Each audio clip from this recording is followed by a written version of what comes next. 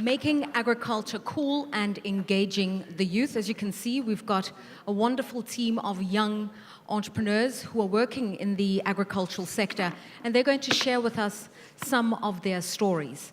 But just by way of introducing the topic to you and also allowing some of our colleagues to make their way, because if you just show them some goodwill, there was a session that ran over a little bit late, so quite a few of them will be trickling in. But why is it important for us to have this conversation right now? It's because Africa is a young continent. I'm sure you've all heard that there is the youth dividend, is what it's called. Almost half of the population on the African continent right now in 2017 is made up of people under the age of 35. And as each year goes by, the population just seems to be getting younger and younger. On the flip side is the fact that nearly 70% of people who are engaged in some form of labor on the African continent are working in the agricultural sector, either smallholder farmers, commercial farmers, or along the farming value chain. And so it is imperative that when we talk about growth, that when we talk about inclusive development, when we talk about poverty alleviation, that we cannot take agriculture out of the equation. The challenge is to draw young people into the sector, is to convince them that they have a future in agriculture, that they can create a dynamic and robust career in the field. And so the question is, how do you do that? How do we change perceptions that agriculture is the poor man's job and that young, tech-savvy Africans can move into the field? Just by way of also sharing his experiences, I'd like to introduce to you the former president of Ghana. You'll know that under his watch, agricultural output in the country really shot up. The trajectory shows us an upward growth. Despite the challenges that the economy was encountering on the energy side, agriculture showed a lot of promise. And so we're going to be hearing from President John Mahama about his experiences as a policymaker. There is no policy without development partners, and so the input of the African Development Bank and others is also very important in supporting the financing of agriculture. And to that end, please can I introduce to you warmly our host at the 52nd annual meetings of the African Development Bank, Dr. Akinwumi Adesina, to come and say a few words. Sorry, I could see you getting ready. No, please can we hear from Dr. Adesina to share some of his insights. Former Minister of Agriculture in Nigeria, this is your bread and butter. And I actually like bread and I like butter as well, so it's good. Your Excellency, Mr. President, it's nice to see you here. Thanks for making the time. My dear Accelerators, thank you for being here. And distinguished guests, ladies and gentlemen. I'll be very brief because you want to listen to them. Let me just say that I couldn't think of anything cooler than agriculture as is cool, and that agriculture is the business. It's the biggest money-making business that you have in the world today. And I think that if you look at the numbers that you were saying in terms of the number of young people that are unemployed in Africa today, it's mind-boggling. You have a situation where you have a population of young people today of roughly about 460 million people. It's going to grow to about 840 million people by 2050. Of great concern to me and to the bank is what we do with them. Many of them are unemployed. 1/3 of them are unemployed. 1/3 of them are in vulnerable employment, which means that they are easily susceptible to all kinds of things. And most importantly is only 1/6 of them have access to wage employment. But how much does the wage employment actually pay you? Not much. I think when you look at the population that Africa has, we have to actually unleash the entrepreneurship of these young people. And you have on this panel some great young people that are going to tell you a lot about what they're doing. Our job as the African Development Bank is to trust in them, is to believe in them, is to back them, is to support them. Because I really believe that the biggest mistake made by IBM was when IBM looked at Bill Gates at the time when he developed his Microsoft things, and they say, well, there's no future for the laptop, personal computer. How wrong could you be, right? You look at Bill Gates today, he's the richest man in the world. And so sometimes I feel we pass gold by and we think gold is dirt. And when you take agriculture, The size of food and agribusiness in Africa is going to grow to $1 trillion by 2030. That tells you that that's gold, and we can't just pass it by. And it's the young people that are going to make all the difference. I believe fully that the future millionaires and billionaires of Africa are not going to come from oil and gas industry, because we don't drink oil and we don't smoke gas either, but we all eat food. And just to close, I want to say that, I wouldn't be here because I have to leave, but I look at the situation of what President Mahama did when he was president. He was a youth himself, in a way. He was constantly in the field. He had a lot of dynamism for young people. And I think that was very, very infectious. I look at Ada Osakwe in this panel. She was my own senior advisor for investments when I was Minister of Agriculture. And now she's running her own business, selling me some kind of juice that she used to be a concoction. When I was minister, she used to bring it in. Minister, have a taste. I said, well, because I have faith in your future, I would take it. If I get sick, hopefully you can pay for my medical care. But she's now the CEO of a big newly juice company as a result of that. And Evelyn, right over there, is from the International Institute of Tropical Agriculture. Very dynamic young lady doing great things for the International Institute of Tropical Agriculture. And next to him is Noël. Noël, il vient la République du Congo. Et lui, il est dynamique. Ils font beaucoup de production de c'est quoi là? Farine de manioc. Lui, il sera un millionnaire de farine de manioc là. Et là-bas, at the other end, extreme, you have Aroge. I'm very proud of Aroge. He is a medical doctor, or he was a medical doctor. And now he is a farmer and real agribusiness entrepreneur. He has dropped his stethoscope, and he has picked up, as President Babakandiaye was saying when I introduced him, picked up an additional instrument to really make money. These guys are going to be the future of Africa. Watch out for them. Watch out for the others that are in the audience. Our job is to support them, and we will. Thank you. All right, without further ado, Your Excellency, the former President of Ghana, if you could come and share with us some of your insights.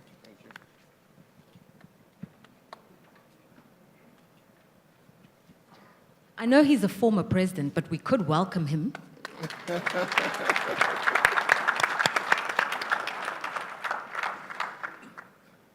Larato, thank you very much for your kind introduction. Let me also thank the President of the African Development Bank, my good friend and brother, Dr. Adesina, and his team for the invitation to meet and other distinguished African citizens to join you this afternoon. I'm happy to be part of the quest to find solutions to the agricultural challenge that faces Africa, but which we can transform into a multi-million-dollar opportunity for our continent and for our youth especially. Distinguished governors of the AFDB, Meshes, Patel, and Silberhorn, members of the panel, Osakwe, Ohanmusi, Muliganya, and all who are constituting the panel today, to discuss the issue of youth in agriculture. I wish to thank President Adesina and the board for your kind invitation to share a few thoughts. As an African leader who just left office, one of the most frustrating growth statistics for me was the statistics on agriculture.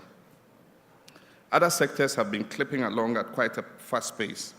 And in Ghana, the service sector overtook agriculture as the largest contributor to GDP in the year 2010.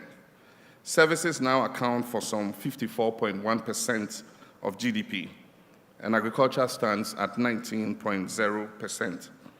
While this is normal for a modernizing economy, agriculture and agribusiness still represent the sector that can soak up the pressure we are all feeling from the rapidly expanding African youth bulge. I felt cool when I noticed I had been requested to make a statement on the theme, Agriculture is Cool. Engaging Africa's youth. The bane of African agriculture is the disinterest of our educated young people in the sector. The perception of most is that agriculture is backbreaking, dirty work, and is meant for the aged and illiterate rural populations. This is a great pity because agriculture is a science. It is no longer a way of life. It is a business. Africa needs its educated youth who can understand the principles of increased agricultural productivity to participate in the sector. If you put in the right factors of agricultural production, labor, good seed, good soil, water, sunshine, plant nutrients, right weed and pest control, you will achieve the same result on every education, abundant food production. To achieve that, we have to make agriculture cool. And it's not the cool our generation is familiar with. For the youth or the millennials, cool is not the absence of heat. It can mean good. It can mean pleasant. It can mean elegant. It can mean fashionable. It can mean delicious. And many other things, depending on the context in which they use it. Learning to communicate with this millennial group is a whole subject in itself. For our generation, cool is the antonym for heat. Something is cool when it's not hot. If my father should resurrect today, he'll be totally flabbergasted in his communication with his grandchildren. For my son, when he says, "Dad, your jacket is cool," he means my jacket is fashionable or nice. But he can also hit you with this one: "Dad, you're looking hot." It doesn't mean I'm sweating. Cool, hot. He might be eating hot food and say, "Dad, this food is cool." It means the food is delicious. You don't need to offer to heat it in the microwave for him. Or my younger son falls off his bike, and I ask with concern, "JC, are you hurt?" "No, Dad, I'm cool." It means I'm not hurt. Or, "I'm going out for a walk, I'll be back soon." The answer cool simply means okay. And for my daughter Farida, "Have you done your homework?" "I'm cool." It simply means yes, I've done it. In the context in which we are speaking, I believe cool means attractive. How do we make farming attractive for the young people of Africa? That's what we're talking about today. Ladies and gentlemen, whatever cool means to this generation, that is what we need in African agriculture. It is cool we're having this conversation at this time. At the same time, it is sad we're having it at a critical time when the world is grappling with climate change, in addition to other pressing issues that require urgent global attention. Africa has the youngest population in the world. This represents huge opportunities for the continent and the world if we act promptly in engaging these young people. If we do not do so in good time and fashion out effective, sustainable programs to engage and put these vibrant, creative young people to work, we could be having a major social problem on our hands, a potentially explosive situation with dire consequences reaching beyond Africa. But working together, ladies and gentlemen, we can address this menacing continental threat.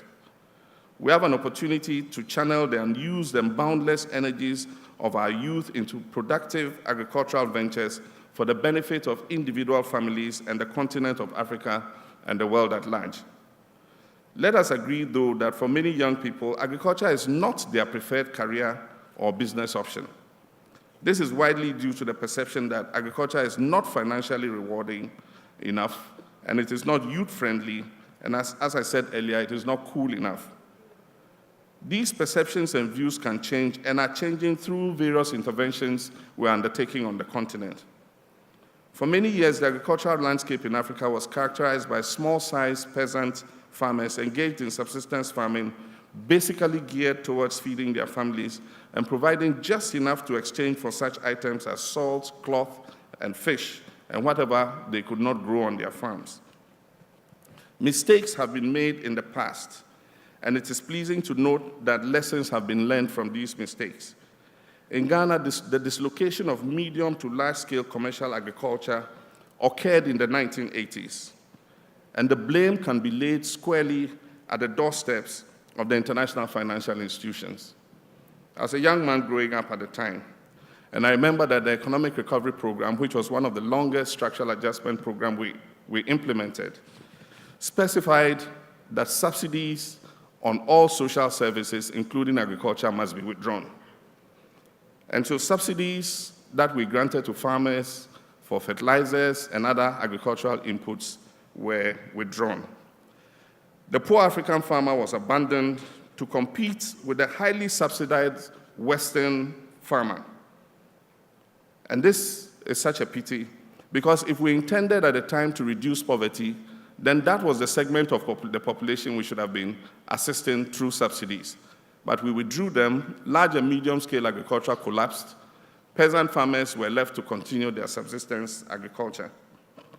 As a result of this, in my country, by the late 2000s, imports of agricultural products and food for 6 commodities had gone as high as $1.5 billion per annum. And these were rice, tomato, oil, sugar, fish, and poultry.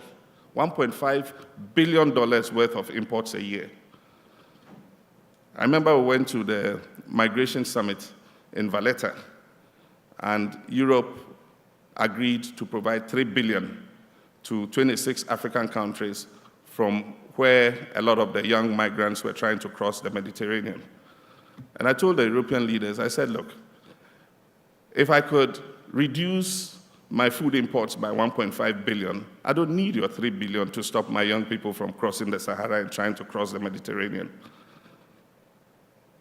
And so there is a huge potential in agriculture, both for providing food and for creating jobs. But we must also look at changing tastes.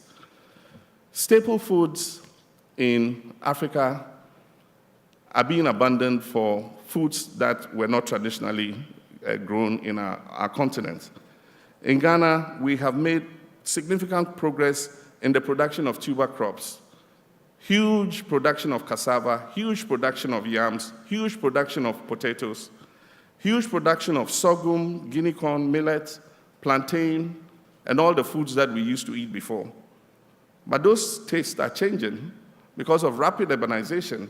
53% of our population today lives in urban areas and 47% in rural areas. And because of the exigencies of urban existence, foods like rice and chicken have become the standard fare. And consumption of yam and potatoes and cassava and other things are beginning to decline. And so how do we change our production so that we're able to meet the increasing demand for other foods that are becoming fashionable? In Ghana, agricultural contribution to GDP averaged 6.54 billion Ghana cedis from between 2006 and hit 7.8 billion Ghana cedis in 2016. The problem is that this pace of growth is not fast enough. Africa is a continent in a hurry when it comes to agriculture. And the good news is that with the right factors in place, agriculture is a lucrative business for anybody to invest in. With more than enough arable lands, improved seedlings and livestock breeds, and assured support of institutions like the African Development Bank and our individual governments, it's among the next phase of business on the continent that can attract and absorb many young people. I've met a number of promising young farmers, both in and out of Ghana, and from my interactions with them, they are not only thriving, but growing their businesses. My father was a farmer and was among the first to begin large-scale private commercial agriculture in Ghana. But I must say, he and others like him would not have succeeded without the massive support they were given by the government of Ghana at the time. Visiting the farm with my father as a young boy, I learned to plow the rice fields, to use various kinds of mechanized agricultural equipment.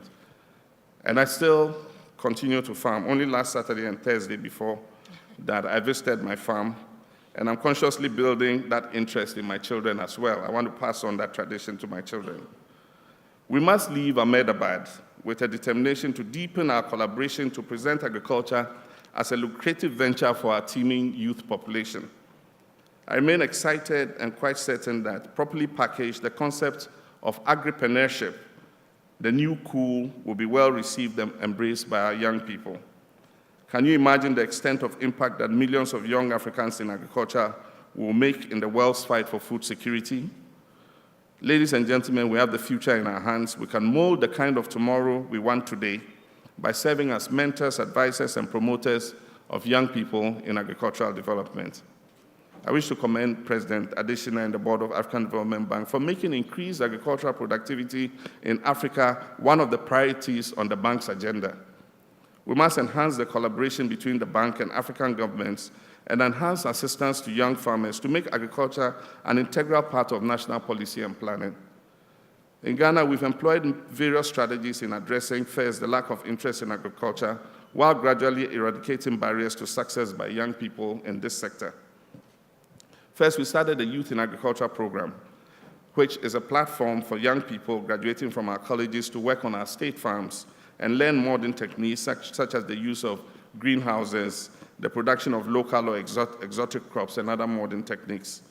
This, we believe, will and has actually enabled these young graduates to learn a few more skills, generate interest that will get them in the long run to choose agriculture as a means of providing an income and becoming successful individuals. The new government that has taken over is continuing with the program in a rebranded form, and that should see a lot more youth supported and the concept of cooperatives enhanced to increase participation and sustain the interests of the youth. In the twilight of my administration in November 2016, I introduced the concept of farmer service centers. And this was based on experience I had had, that farmers do not need the tractors and the planters. What they need is the service of those equipment. In the past, what we've done, thinking we were modernizing and mechanizing agriculture, and I think that that was a shot in the dark, it was a mistake, and people should learn from our mistake, was to procure the tractors, subsidize them, and give them to the farmers. But we find out that the farmers cannot maintain the tractors. They don't have knowledge in how to keep those tractors running. And so in 2-3 years, brand new tractors you provided are all broken down and standing on stones. And so we need to introduce specialization.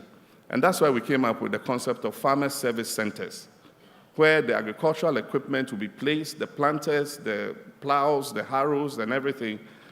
And all the farmer needs to do is go and register and get the service. That's it. And the business of maintaining the equipment is completely that of the farmer service center. And so that was an experience we learned, which we have started to implement. I hope the new government will continue with that project so that farmers can receive service as and when they need it. In Ghana, as in other African countries, our land tenure system is a major drawback for young people wanting to go into agriculture. Acquiring land for agricultural investments can be a hellish experience. And I'll give you just one example. Government wanted to set up a major rice growing facility. And so we decided to acquire 3,000 hectares for this project. We, in trying to acquire the land, dealt with 1,700 families to be able to acquire 3,000 hectares of land.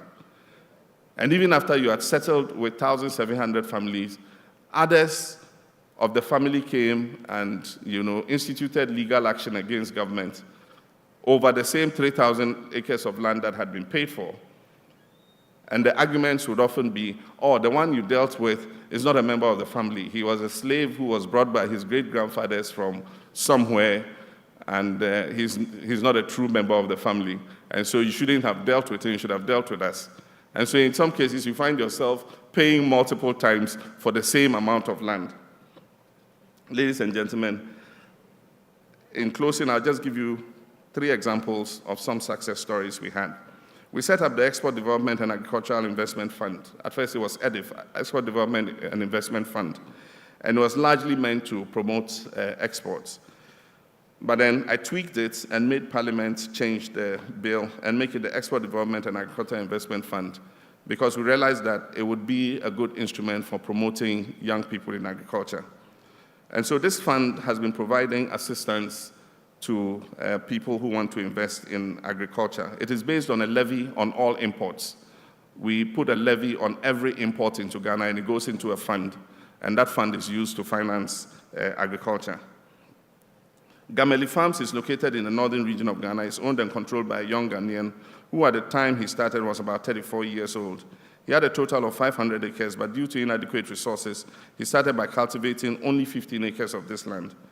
With support of EDIF, to the tune of approximately $15,000 in 2012, he was able to dig a borehole, install a small localized irrigation system, and expand his mango farm from 15 acres to approximately 60 acres. He intercrops this mango farm with maize and has expanded his production of maize to cover another 40 acres, bringing his total production to about 100 acres. Gameli, this young farmer, has a master's degree in social policy and only started farming after a short stint in the UK, where he worked with the local government sector. He plans to expand his production to cover the entire 500 acres that he owns. Kwame Boama of Inshira Fruit Enterprise is located at Ansawam in the eastern region, and is also a young man, less than 30 years of age. Before he got assistance from EDIF, his total land cultivation was approximately 20 acres. After funding to the tune of about $50,000, he has increased his acreage under cultivation to 94 acres. The financial assistance he received has also allowed him to purchase a juice processing machine with which he now processes his pineapple produce from the farm into fruit juice for sale. The other advantage he's got was that he was introduced to a new variety of pineapple that is in high demand in Europe, and he's considering increasing his acreage in order to be able to service that market. The third and final example is the Flowing Streams enterprise located at Panta in the Greater Accra region. The owner of this farm was also struggling, a young man, due to lack of financial resources, and also the external shocks caused by the dumping of chicken products on our local markets. He received assistance in the form of technical and financial support valued at about $37,500, and he was able to expand his farm from the previous 2,000 bed capacity to a 10,000 bed capacity farm. The expectation is that gradually he will be assisted to increase to over 100,000 beds in the medium to long term. Ladies and gentlemen, these examples show how governments can partner young people who have decided to engage in farming. We believe that by helping these farmers to succeed, we will sustain their interest and increase the number of young people who will be attracted to come into agriculture. EDIF has now been converted into the Ghana EXIM. And like I said, it was focused on export development alone, but now has become a major source of funding for agricultural investment. Ladies and gentlemen, one of the things we have not fully and deliberately considered is the development of technologies to meet the needs of agricultural farmers and workers who are physically challenged. I also believe that African states have a duty to play a role not only as regulators, but as key stakeholders involved at every stage of the agricultural production process. This means that scientific research needs to be conducted on the entire agricultural value chain, from securing the most fertile land, determining the best produce for the land, through to value addition of the harvested product, and securing fair marketing and trade amongst international trade partners. I thank you very much for the opportunity, and thank you for your kind attention. Thank you very much. So you're going to stay with us, right? Okay, and thank you for staying with us on the panel. Without further ado, let's get the conversation going. I'm glad we had the English lesson on cool, fat, sexy, fun.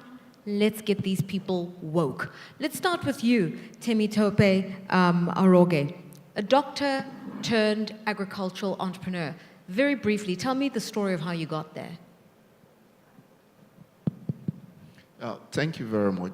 About 10 years ago, I was a doctor in a rural hospital where, for the first time, I was able to realize that some of my patients could not actually pay for their bills, and they were actually practicing farmers. So it got me curious, and I asked a few questions, and from there, I got more curious and asked them to take me to their farms. And on getting to these farms, I saw cassava farms all over, and I was curious that, okay, these are the crops, so why is it not turning to wealth? And right there, I went back to the hospital and I sent a mail to IITA, that's International Institute for Tropical Agriculture.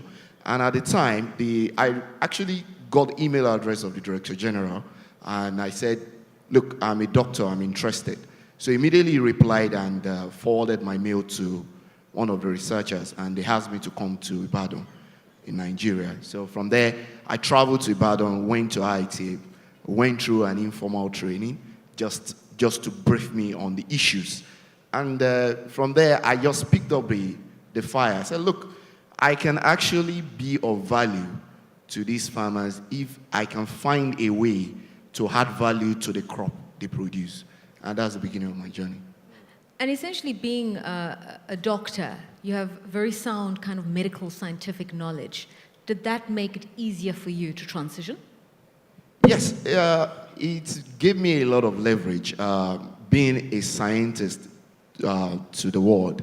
And the fact that when you talk about scientific progression and the training, the kind of training we went through in medical school and the medical profession itself, it gave me a very clear even though I look like a very mad person, that even some of my friends, they'll go back and say, are you sure this guy is normal? Are you sure it's, or maybe he did not finish that medical school, maybe he was a dropout. Those are the kind of, but the scientific level of engagement already gave me a very clear path as to the whole process. Right. You mentioned the IITA. So let me bring in Evelyn Ohanwusi here, who's the head of partnership and marketing there. At the IITA, there's a heavy emphasis on the youth, supporting and helping the youth. Tell me about the work that you do and how you got involved. Okay, thank you very much, Madam Moderator. First of all, I would like to emphasize that, yes, from now, I would be where the current generation is, or we would be where the current generation is. And we would not, at that time, it might be too late to create a change that we want to make in Africa. And so I feel very honored to be seated here. So first of all, I would start with my story, and of course, I will tell you how IITA, the International Institute of Tropical Agriculture, got on with the Youth in Agriculture program. So, well, my name is Evelyn, of course. I studied, my first degree is in quantity surveying. So please begin to put your maths together and wonder why I am in agriculture. So let me say that 10 years ago, or in 2006, when I got admission to the university, had I known, I would probably have switched to agriculture. But at that time, when I was entering the university, like my colleague would say, the Faculty of Agriculture was the dumping site then. So they would have picked the brains of people like Tokwe, the medical doctors, the pharmacists, and then the rest go to agriculture. So, Faculty of Agriculture, agricultural economics. I'm sorry, but that's just the truth. Yeah. And so at that time, well, I was like, agriculture, never, never, ever. So fast forward to 2012, when I was opportune to serve at the International Institute of Tropical Agriculture. So in Nigeria, we have this mandatory one-year scheme referred to as NYSC. That was how I found my way into IIT. I was really, really bored. I've been doing construction management, and I spent 5 years trying to understand what I was doing. But I probably never understood, but I was just managing. Let me just get a degree and get out. I'll get a job anywhere, anyhow. So I was opportune to be at IITA then. And then that coincided then with this major event that took place in IITA. And we had two notable persons give speeches at that event. One is former President Kanayo Nwanze, and the second person is our Director General, who is also seated here today. And then they asked us as youth then, so what are you going to do? Oh, I see a lot of youth corpers. What are you going to do after your service here? And many of us, like me in particular, I was lost because I did not know where I was going. And so the idea of agriculture was sold to us. Okay, so I have this idea for you. Would you be willing to take up agriculture as a business? And of course, because I was bored, I decided to try it out. Today, I have no regret. So let me now run through how this program started off in IIT, because that was the seed that was planted then to kickstart IIT. All right, so we've heard the story of somebody in quantity surveying. For lack of a better word, we've heard from a builder, a doctor. Noel, please, I want to hear from you. And please tell me, Noel, that you're a farmer at heart. Yes, of course. I'm Noel Mulinganya. I'm from DRC, the eastern part, Bukavu. Yes, my dad is a farmer. But originally, I did not want to go to farm. But as you know, Eastern DRC is the region where every day there's war. Yeah. We are fighting since, I think, 1996. Yeah. And I can't say the good parts, but the side part of it is there's quite a number of NGO there. I say it's a bad side and a good side because those are the ones offering job. But the bad side because people are dying while they are not really doing anything there. So when you want to have a job, there's no job in state government anywhere, there's no job. The only one job you can have is in agriculture. Wow. Why did I say agriculture is NGO? Because all the NGOs are coming, they say they come for food security, water, treating people poverty. Those are theory they are coming with to pump money from donors and then eat it and go back home. So my idea was I want also to join those NGOs where I can also get money. So you can be eating also? But on my side, for me, I decided to do at least agriculture, to have a small background which I can at least, if it's not to alleviate poverty, reduction of food security, increase food security, but at least I could help those farmers to get something. That is when I joined agriculture. Ada Osakwe, we heard a little bit about your story. You were hassling people with your juice, and today here you are, an entrepreneur. Tell us how you got there. How many people were willing to drink that juice initially? Those concussions, I still remember. I would take something that had carrot and pepper and lettuce, and you say, what is this, you know? But no, I think for me, I had a background in finance, private equity. I had worked with the African Development Bank for 4 years, gone on to private equity investing because I felt, okay, that's the way to get closer to the entrepreneurs who are actually transforming Africa. And while I was doing that, got slightly disillusioned with the amount of large checks that were chasing those so-called entrepreneurs. But I was like, those large checks are too big for them. How do we still get to the folks who need a lot of this capital? In the process, I got introduced to this opportunity to work with the Minister of Agriculture, Dr. Adeshina, at the time. And for me, that was really transformational. And that's where I started getting the ideas. Even then, I still didn't think I was going to go into it. I was still very much almost like, I'm just still an investor, still telling people what to do or why this is so an exciting sector. But during my nearly 4 years in the position, you know, when I'd have people like Tokwe come to my office and say, Ada, you know, I've gone to the banks. You remember that? I've gone to the banks, they asked me for this letter or that letter, and they're not giving me money, and I really want to do this cassava thing. You know, so there were so many like that, and I saw that there was an opportunity to support these young entrepreneurs who truly were doing something great. There was a business case to be made, and it's a business case I told for 4 years. So after the 4 years, I decided to put my money where my mouth is, not only invest in folks like Tokwe, but also roll up my own sleeves and get a sense of what it truly is like to build an agriculture business. And yes, I see you're looking, what are you? I'm just thinking, rolling those sleeves, those stilettos, I don't believe you. Yes. So I think as we think about making agriculture cool, I try to portray a level of coolness to make people see me and say, okay, is she really into agriculture? So it's very deliberate. It's very, very deliberate as we think about the young people today who had never looked at the sector. But today, honestly, the number of messages I get through my Twitter DM, my Instagram, my emails of young people who want to go into the space. And honestly, this wasn't the case 5 years ago. So there's something that's changing, but there's a lot more to be done. I'm glad you've just mentioned the number of young people in pursuit of capital and opportunities. Can you give me a sense of what they're saying to you? Those looking for capital? So it's still a very tough, because at the last session, I know they were talking about access to capital. It's still a very serious issue because young people go out and they go to the banks and they say, well, you tell me that we should start looking local. We should start investing in agriculture. I have my father's farm. He's given it to me. I'm doing fish, and we can't even sell enough of it. People come to the farm gate to buy my fish. Can you finance me? And the banker looks at him without a clue and says, okay, what's your collateral? Give me a house. Give me the, you know, so you can imagine how deflated a young person feels. So what I try to push a lot, and I tell them, I say, yes, I want you to be ambitious and audacious, but the banks are regulated. I think someone said that at the other session. You know, they have shareholders to account to. They're not maybe the type of financier you should be going to, the type of institution. So I'm very big on the early days, look at friends and family to give some level of equity. That's what I did in my business. For the last 2 years, it's really been savings and friends and family who kind of just helped me prove a concept. So once you prove that concept, in year 2, we were already profitable. And I'm saying I'm buying from farmers, we're doing this, and we're creating a value-added product. And now we have people actually saying, Ada, let me know when you're looking for funds, I want to invest.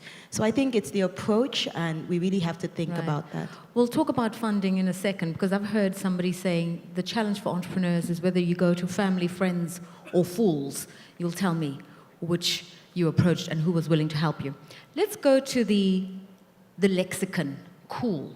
President Mahama was trying to help us understand what cool means. From each of you, can I ask you what needs to be done to make agriculture cool? Ada says, I need to look the part and then also speak the speak and walk the talk. But what else needs to be done to make it cool? Thank you very much. In the area of being cool, I think for the young generation, from my kind of engagement with them and from my friends and all, the number one thing about young people is to have a sense of fulfillment. A sense of fulfillment interwoven with a lot of things. Take, for example, right now, before I went into agriculture, I was already an ECFMG licensed doctor in the United States of America. Bulk of my colleagues who went to the US at that time are interventional cardiologists that will speak. They are consultants as you speak.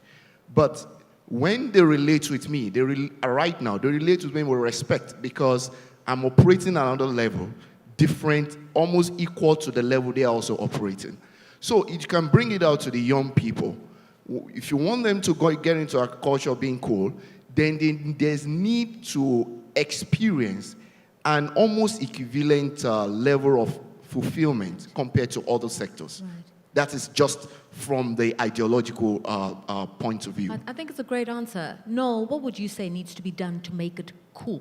Now, for it to be cool, one of the key elements is efficiency, effectiveness. And one area is in the area of mechanization, and His Excellency mentioned something about mechanizing farms and introducing service centers. That farmers don't need to own tractors, but they need a service center. They can call in the morning, and in the evening, the job is done. So the former Minister of Agriculture did that in our country, and I'm actually a beneficiary of that window, where I actually have a service center where I own tractors. Right. In the morning, the farmers will call, pay in their money. By the end of the week, the job is done. Right. It's very effective, efficient. So making it easy for everybody else. No, yes. I'd like to get your point of view on this one. From your experiences, what needs to be done? No. I think from my own experience is the fact that the youth want to have return for the energy is spent. The activity is involved in bringing return, bringing money, and bringing joy in his own life. He doesn't want to stress a lot. He wants the innovative idea he's putting in place to be financed, and then from that ideas, he can now generate income. But also, the youth want to see a model, someone who has succeeded in that business, someone who can show them the way to follow, and then from there, they can also attract him more. And I think the youth agripreneur from IIT, they've been developing a model and they've been attracting other youth. And I think this journey will really go really far if the support of everyone is coming behind us. Evelyn? Thank you very much. Well, without repeating much of what the other panelists have said, I think to really make agriculture cool for us as young people, one issue is mechanization, and I would like to share an example of an Uber Smart tractor in Nigeria, which is absolutely cool. And so for that to work, and then even if I live in the rural environment, then I need good infrastructure. I need the internet to be working perfectly for me to be able to pick up my mobile or whatever, my phone or my tab, and request for a tractor to come to my farm. I don't need to call for you to bring the tractor. I just click and then I know the closest tractor around and it comes to my farm.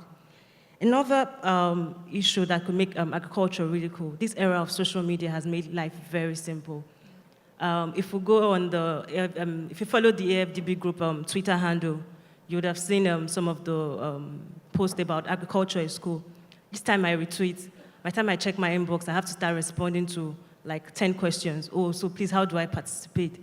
And so really that promotion or that branding, that refacing for agriculture is what we really need. And probably to conclude, the issue of matching the skills and building the capacities of young people so that we can actually change our mindset about agriculture.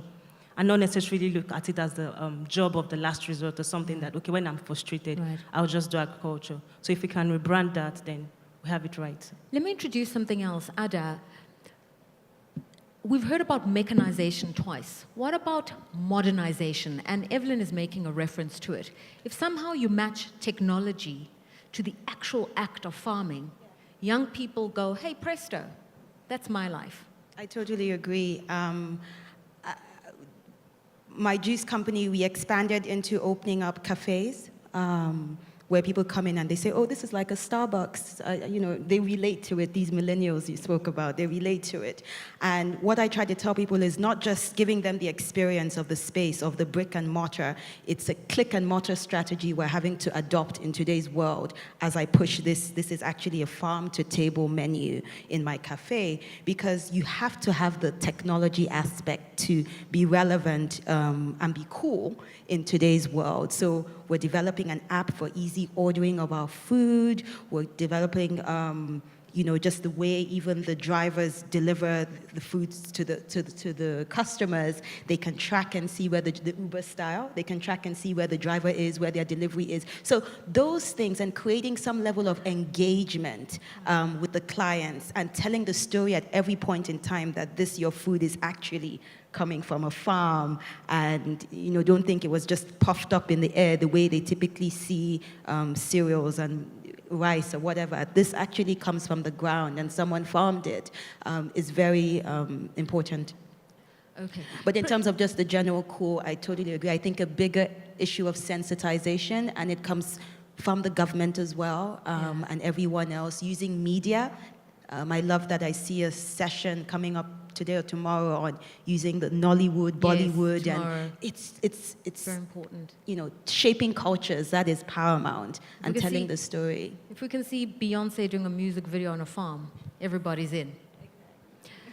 President Mahama, I'd like to get your views on this one. You made a lot of reference to stuff that needs to happen, from efficiency to mechanization to technology. When you speak to your contemporaries, to fellow African leaders, honestly, do they have a grasp of how important an issue this is?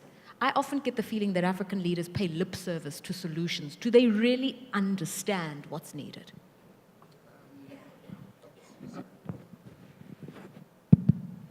I think, aside from just the leadership, you need to have a passion for agriculture. And that's where I come from. I was a son of a farmer. My dad very proudly carried in his passport, profession, farmer. You know, and he told me of a story where he traveled to Canada one time, and he was with another of his colleagues. And the colleague was a businessman. He said businessman in his passport, and he breezed through, and then they stopped him and said, farmer, what are you coming to do in Canada? Asked him all kinds of questions, but that's the perception of an African farmer. And so there's a passion for agriculture because I grew up on the farm. So I just wanted to refer to the issue of peer modeling, that we hold up successful young farmers to their peers, and it encourages them to want to follow like the young medical doctor and all these young people here. When we worked on my dad's farm, Monday to Friday, we were on the farm plowing, planting, and doing everything. Then on Friday evening, the farm was 26 miles outside Tamale, which was the regional capital for the northern region. Friday evening, we jump in our car, we drive to the city, we take off our farm clothes, we dress, we wear our platform shoes and our bell-bottom trousers, and we hit the discos on Friday evening and Saturday evening. Sunday, we're back to the farm village, and then Monday, we start working again. And the young people in town loved it, and so a lot of young people became interested in agriculture. Unfortunately, that phase of agriculture in Africa passed, like I told you, because of the economic recovery program and all that. The governments were forced to abandon all subsidies to farmers, and so farmers were left on their own. The large and medium-scale farms collapsed, and it was back to peasant agriculture and imports. But I do believe that there's an increasing commitment by leaders towards expanding agricultural production. And a lot of discussions have taken place in international fora, like the African Union, for a common agricultural development policy. But I believe that from country to country, it depends on the passion the particular leader has for agriculture. I think the reason I'm asking you this is we hear about all sorts of pledges to invest in infrastructure, the big debates in my home country on land reform. We've heard about the need to modernize agriculture in Kenya. Leaders talk the talk, but do they walk the walk? Because when foreign direct investment comes, it's in resources, it's in mining, it's in oil. That's where the money's coming into, and they're happy to receive those rents. I do think that investments are coming into the agricultural sector, but they must have a multiplier effect on the economy. And what we need to do is to continue to create an enabling environment for investments to come into the sector. You're right, most people who bring foreign direct investment are looking at the oil and gas sector. They're looking into gold mining because those are areas in which, the profits, are almost immediate once you put in the investment. Agriculture has several challenges that must take government and the investors to be able to resolve. For instance, I spoke about land tenure. This project I told you about, the Aveime Rice Project, just 3,000 hectares of land dealt with 1,700 families. I mean, no foreign investor is going to come and go talking to 1,700 families to be able to get 3,000 hectares of land. And that is why there must be a commitment by governments to ensure that we create the environment for them to be willing to put their money into agriculture. Okay, quick answers from the three of you, and then I'd like to take it to the floor. How big an impediment was funding for you, Temitope? We heard Ada referring to the fact that you finally had to come to the private equity side to say, help me. Tell us about that journey very briefly. Funding is always a very big issue when it comes to young people in Africa. But my journey had been quite encouraging because, like she mentioned, I was able to leverage on friends and families. I was also able to leverage on individuals who at some point took time to watch me over time and gradually started making commitments. In the last 6 years, I've been able to raise equity close to $70,000. Then, most importantly, is also the institutional framework in my own country. I was able to leverage on a lot of support, especially from the former Minister for Agriculture and the current President of African Development Bank. They put in a lot of institutional framework to provide a helping hand for people like me, especially the agric transformation agenda was able to leverage on a lot. And today, I have a credit line of $400,000 with Bank of Industry in Nigeria, and the credit line is active. Noel, your experiences in the DRC or what farmers tell you about accessing money, it can't just be those NGOs you're talking about. No, I don't think the NGO will provide money. But what I've seen in DRC to access to money, on my personal view, on the beginning, money is not the bigger issue. But I think the bigger issue is the passion around the agriculture we are doing. In South Kivu, ugali, which is from cassava, is one of the major food we are eating there. And South Kivu is importing over 6,000 tons of flour per month. People are eating a lot of ugali. But the farmers and the youth, they're not able to, they are producing less than 500 tons. They're really producing low quantity. So when, together with my colleagues, we enter that business of cassava flour, we enter like a joke where we are just doing an activity, we learn how to process, and then we can be selling 1 kg, 2 kg to friends and families. After less than 1 month, we're like a demand of over 100 tons each month. And today, we still have that constraint. So the financing is coming first for the idea we are putting in place to generate income. Right. And from there, as soon as we are successful, because in our world, people buy what works. And as soon as you have showcased that your business is working, you will get finance for that. Okay, fantastic. Evelyn, your views on financing, commercial banks, grants, what needs to happen? Okay, thank you very much. Well, considering that at the International and Tropical Agriculture, we train and engage a number of youths, and one of the key challenges that we have encountered is how to link these youths with financing. Well, we've been able to at least identify a way to link the financing, and I think that's going to work through the program of the bank, whereby they're going to provide funds or loans to the government of countries to implement this financing. But it's still a bottleneck because well, for our own agripreneurs back in various places where we operate, we try to inculcate from day one the spirit of understanding how the financing world works and how you need to put your thinking together and make your pitches correctly. Otherwise, you lose issues of funding. Then other ways that they could we see that we have identified now that they want to support us through financing is to have this de-risking facility in finance, and we're looking forward to how that is going to work perfectly for us in Adanti. Ada, very briefly, I mean, you're an investor. What is it that young people need to think about when they approach fellow investors? When they take a plan to the bank, how do they answer those questions? You know, you don't have collateral. It's seen as a very risky enterprise, agriculture. You have very little to show for it. You're not a going concern. So how do you sell yourself?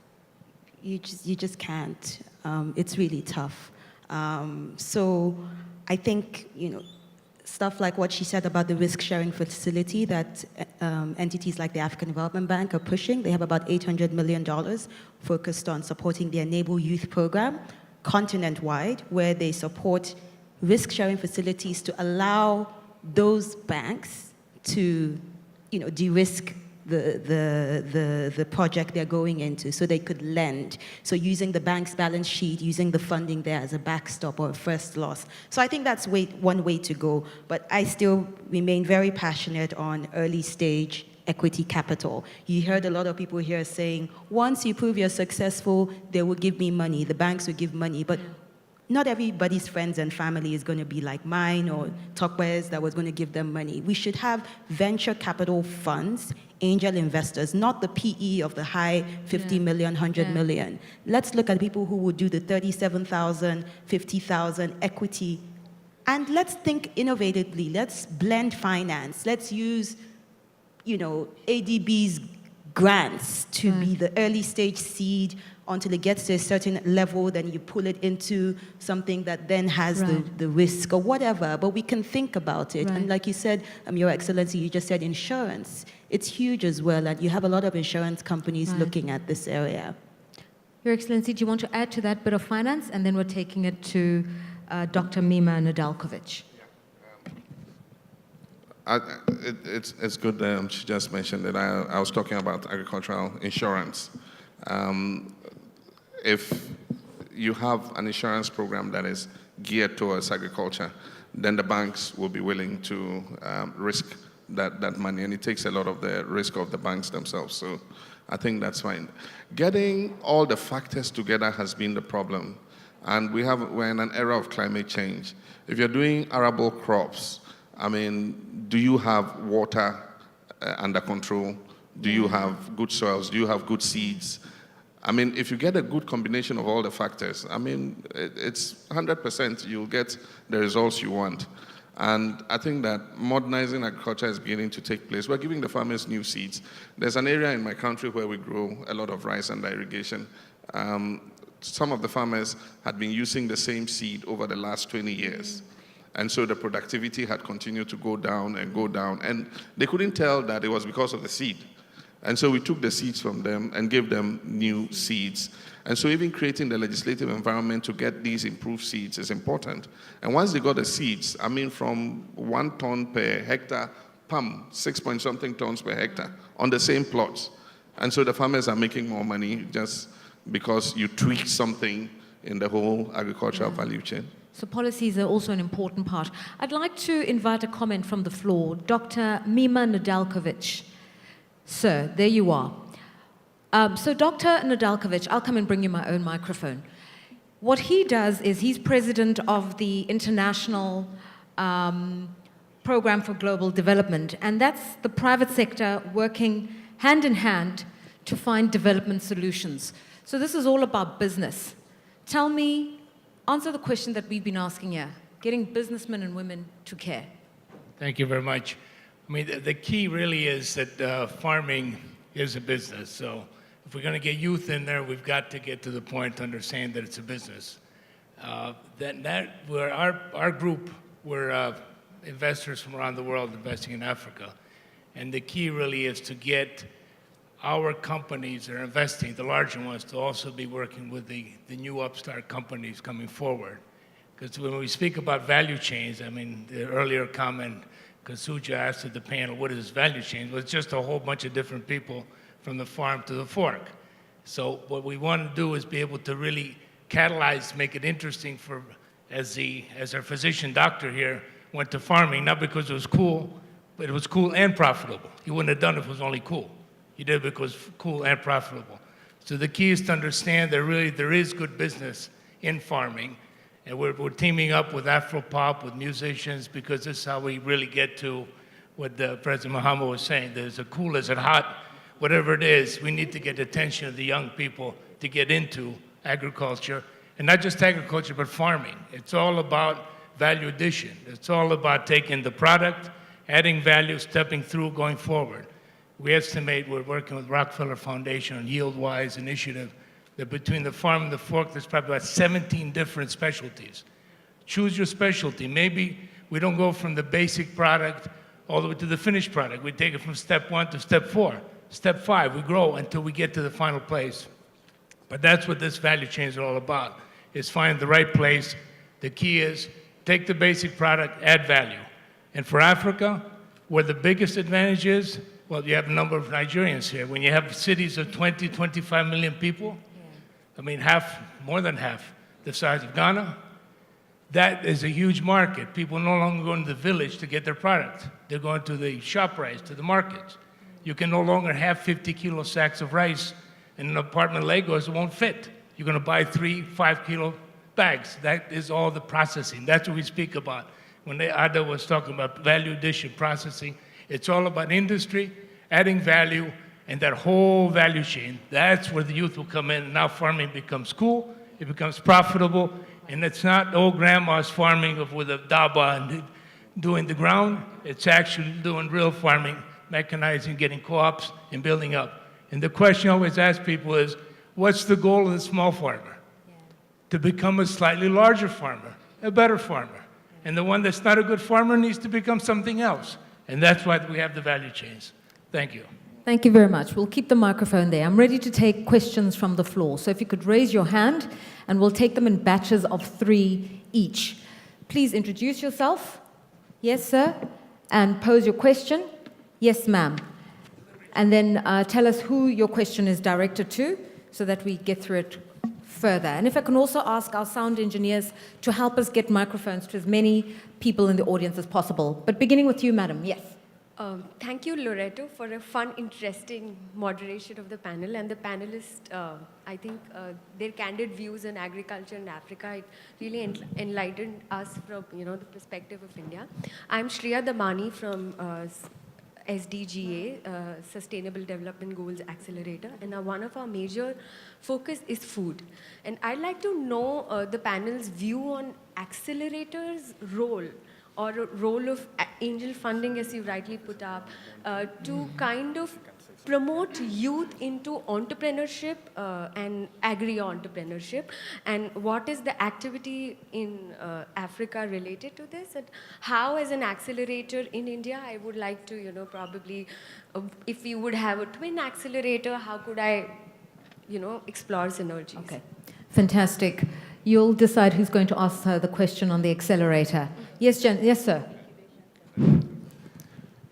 My name is Professor Adrian Mkhebi.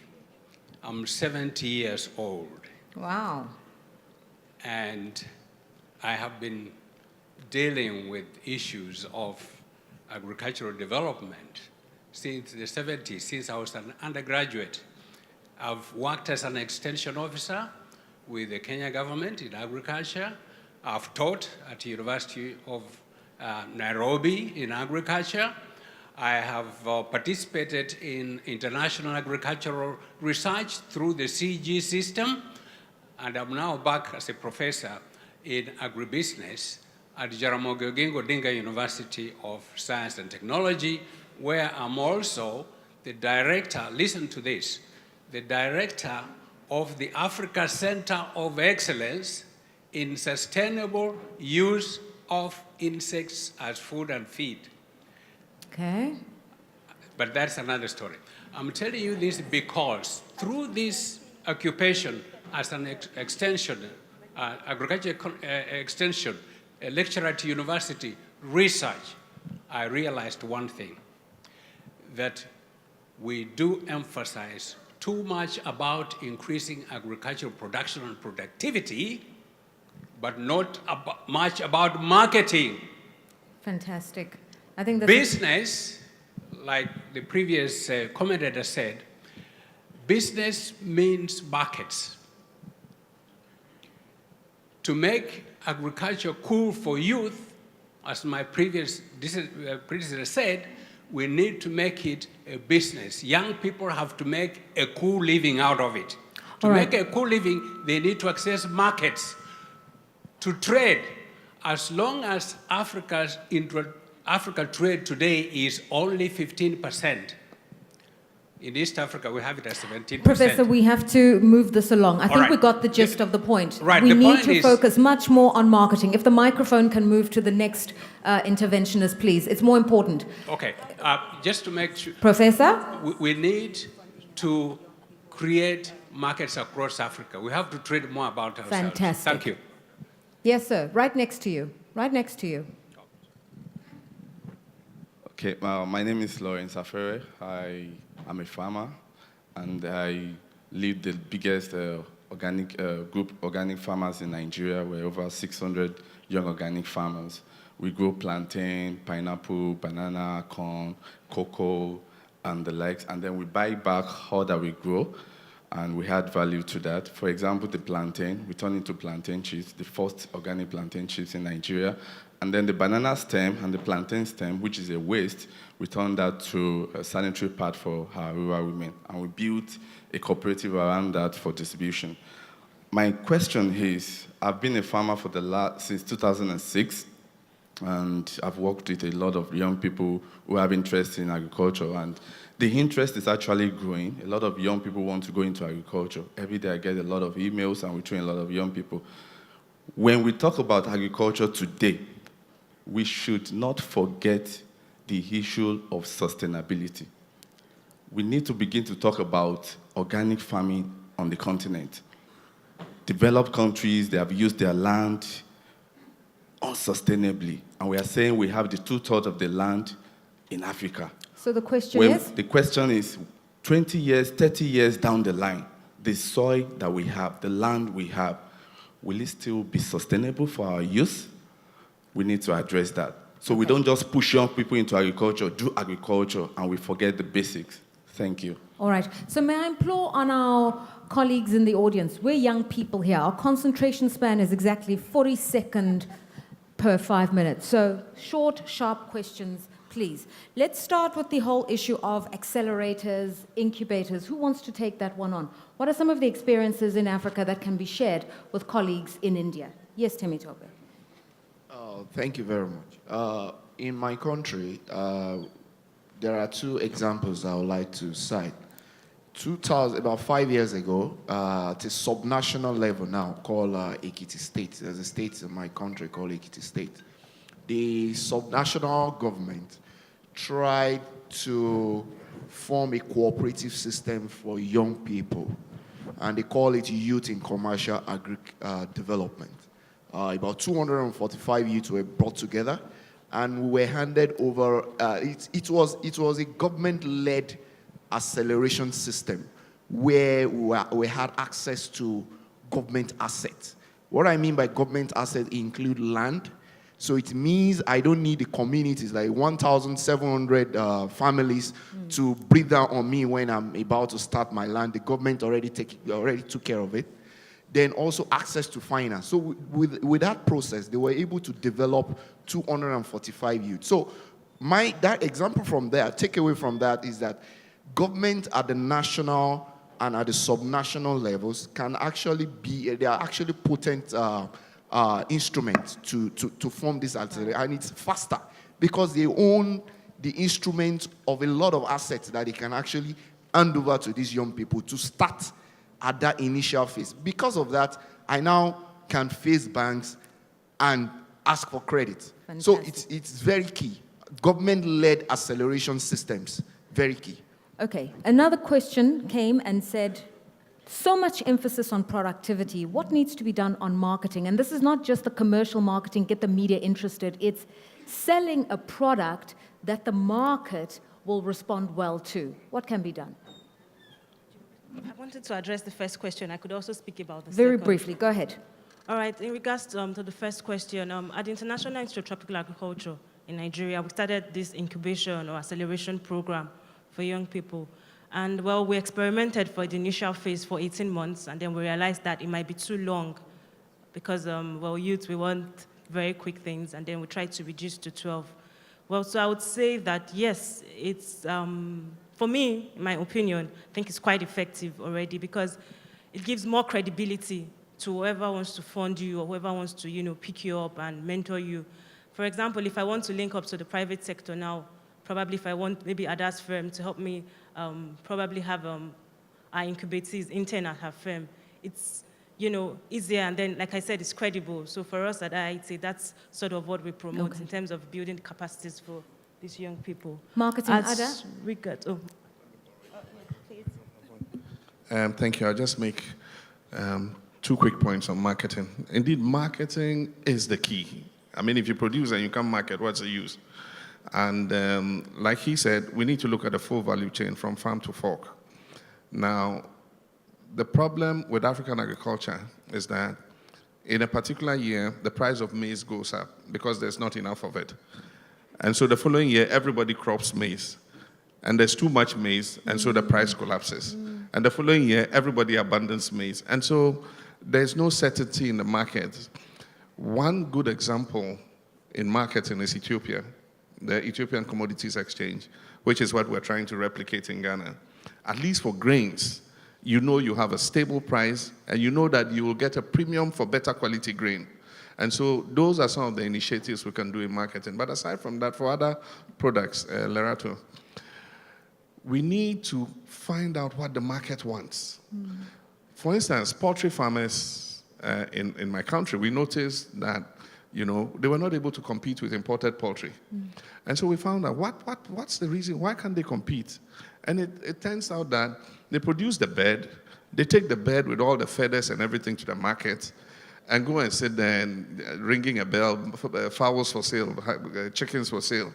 I mean, no modern housewife today wants to go and buy a bed and bring it home and boil water and pour it in a bucket and pluck the feathers. She wouldn't even know how to cut the various pieces she wants.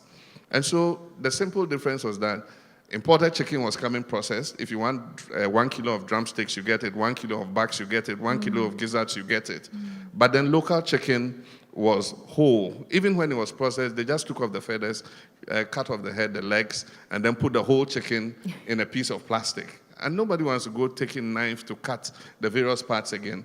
And so what we did was to introduce communally used slaughtering plants and packaging plants so that they could package the product for the market. These are little things that if you don't get right, you find that the farmers are not able to make a good living. Thank you.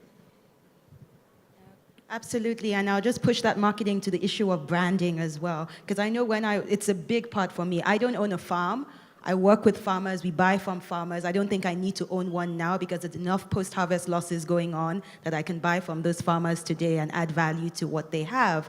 But I think for me, when I think about the branding of things and packaging and all of that, it's really where industrialization comes and meets agribusiness and agriculture, because I know how tough it is to say to someone today that, oh, I don't like the bottle we use at Newly Juice. I really want one that has a nice curve. It'll be more appealing. And then I go and I try and talk to companies. Oh, can you make this mold for me? And they're like, oh, we don't have the mold. We can't do it. This is in Africa because I'm trying to keep everything local. Or you're talking about the new types of technologies for preserving food. And people are talking about stand-up pouches and moving away from jars and things like that. And we're having to come to places like India to manufacture those stand-up pouches that your country has moved so quickly with regards to where urbanization meets rural, you said it in your speech, Your Excellency, urbanization and the rural aspect of things, because you can't talk urbanization without talking about food and agriculture, because that's where you think about the convenience aspect, packaging, branding. This 57% of our population who now live in cities, they want quick on-the-go things. Yeah. And they want it to look good, they want it to be sanitary, they want it to be hygienic, and it should be pleasing to the eye. I know how long I had to work with printers just to get the label looking right on my, not a fuzzy font. And these are the challenges we face. Right. And, but to me, it's an opportunity for investors. Let's move on to the third question, which is 20 years from now, how are we going to ensure that the land is producing at optimum level? It's about sustainability was the term used. The future of agriculture. How do we know and how can we ensure that the ground, nature, is doing what it's supposed to do? Are we looking after it properly? Okay, I think as a IT youth, I think I will take it in terms of IT. IT is providing the best technology into natural resource management. And for the youth to be more profitable, you have to use those best technology in terms of input, but also in terms of what is going to harvest as the end. So we are to help those farmers to produce more and to help ourselves to produce more. We are using those best technology. We can sustain our production, but also sustain our business to always be profitable. Okay, I'm trying to rush this just so that we can get another round of questions in because we've got to end the session early for an awards ceremony. So are there more questions from the floor? Quite a few. We're going to take this last batch. If we can get the microphones to our guests as quickly as possible. We'll start with the microphones. Is the microphone in the front row? Okay, there you go, madam. Please. Great. Thank you for having this discussion. It's very eye-opening. So we work with young farmers in Tanzania, Cameroon, and Rwanda. And one of the things that I would recommend, which is also a question, is to provide services of writing business plans and hand-holding while they're going for pitching for finances. Like, even when you start your business, you have to have accounting services. So not everybody understands what an accounting service needs at the end, auditing.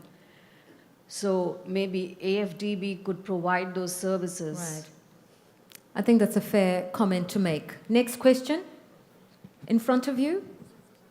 And I think you did say something to that, is getting business plans, and they're just saying additional to that are services on drafting the business plan, accounting, just knowing what to say. Is the microphone there? Yes, ma'am. Yes. I'm Her Royal Highness Princess Abdi Jigma from Burkina Faso, engineer by profession in electricity. I just want to ask one question about research development. In agriculture, I guess like in energy sector also, you need to think ahead about innovation. And when you find your technology who will bring your production high, how are you going to protect this IPR? Because we didn't talk enough also, and in Africa sometimes we design a lot, we have a lot of creativity, but how do we protect it? Think about it. Protecting good ideas. Question in front of you. Yes, sir. My name is Richard Mark Mbaram. I work for Agra, Nigeria. We're a communications outfit, the entire value chain, print, electronic, and also virtual. Okay, so Your Excellency, part of the question is to you, sir, and then the rest of the team. To what extent do you think irresponsible governance, works against the involvement of the youth in making agriculture cool? Why I say so is Ada, for instance, had an example of an experience, with the Lagos state government at the time, and we find that even the issue of infrastructure, if you were to invest in agriculture, 10% of what comes to what should be the budgetary allocation to agriculture is what you signed up to at Maputo. But how far have we implemented this? So the youths are watching. Government is irresponsible. You're not adhering to your commitments. How does it affect you guys? Fantastic question. Last two questions, please. If the microphones can make their way to the back. There's three gentlemen there, and then unfortunately we're going to have to close the session. Hello. Yeah, my name is Lalit, and I am a financial consultant and I'm the economist. So what I think that in Africa, these in any foreign economy, there's labor and capitals, right? These two type of resources. And you have the deficit of at least capital is at require, even skills, resources, I mean manpower. But there is a vicious cycle, if you try to understand this thing. You need capitals, and capital attracting the growth. Like there is chasing of FDI and private equities for India. Nowadays, India is attracting a lot of equity. Why? Because the West investor from US, Canada, and all these people, they have no returns and they are investing to you. But why in your country there's not an ecosystems? That is the vicious circle of the growth, and we can say that resources, capital, right?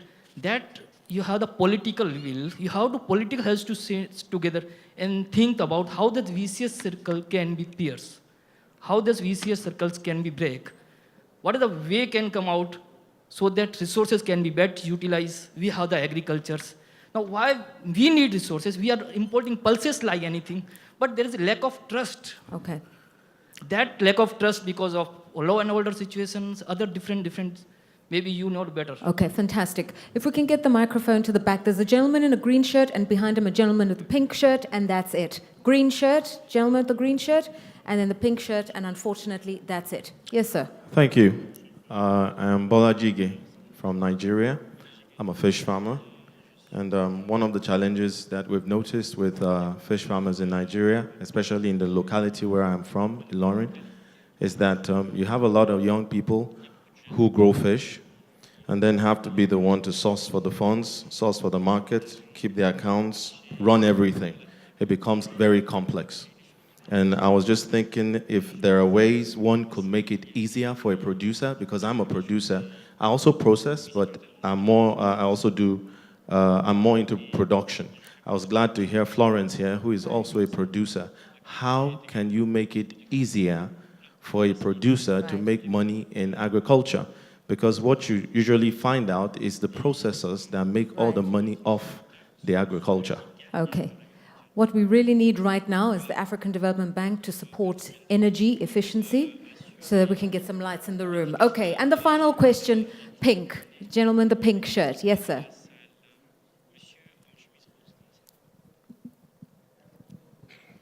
I'm Dayo Gawati from Nigeria. I think my question is just in line with what he just said, that we focus more on the processors. Yeah. I hope it won't get to a time where there won't be nothing to process. There are some existing farmers. What are we doing to make them examples, to make them role models, so that the youths can see them and be happy and dream to be like a farmer? Okay. Fantastic. Unfortunately, I know there are many more questions, but unfortunately, we really have to wrap up this session. We're going to get a closing comment from one esteemed João Monte, who's the president of Brazil Africa Institute, to share some of those insights. So we really don't have much more time to continue with this discussion. And for the panelists, one person to take each question. So the question on services and mentorship is very much like the penultimate question from the fish farmer in Nigeria, which is, we just want to farm. Can somebody help with running the business, the accounting services, the marketing? That's what he was saying. What can happen to create an ecosystem where farmers farm and somebody helps with the administration? Very quickly, I just want to say that the farmers should think about it as a business, and running and chasing for money, all of that comes with business. So you should be ready as a farmer and a producer to go look for money, to find ways to do your accounts, all of that. But if you want the help and the support, yes, there are a lot of institutions that are doing these business enabling services. Even the African Development Bank, with what they're doing with the Enable Youth program, a lot of money and a component of that goes specifically to helping with business plans, helping with accounting, all of that, so that you're supported. But it's for you to be empowered to do it or to know about it so that you then hire someone on your team who's focused on the audit, who's focused on fundraising, but really you have to truly turn farming into a business. Don't see it as the processors are one, they're the business people, and the farmers are not business people. You're a business person, and those young aquaculture farmers are business people as well. And no, on the contrary, I don't think processing has been focused on enough. Instead, I think maybe we're not doing enough to link the farmers to those off-takers, those processors, to truly grow the business and ensure that there's wealth created for the farmers in the process. So a lot more needs to be done in the entire linkage of the value chain. Okay, who wants to take the question on innovation? That as we talk about modernizing farming and agriculture, we're going to start looking at great ideas that come up, and many of them will be technological. But those ideas must be trademarked. Those ideas must be protected.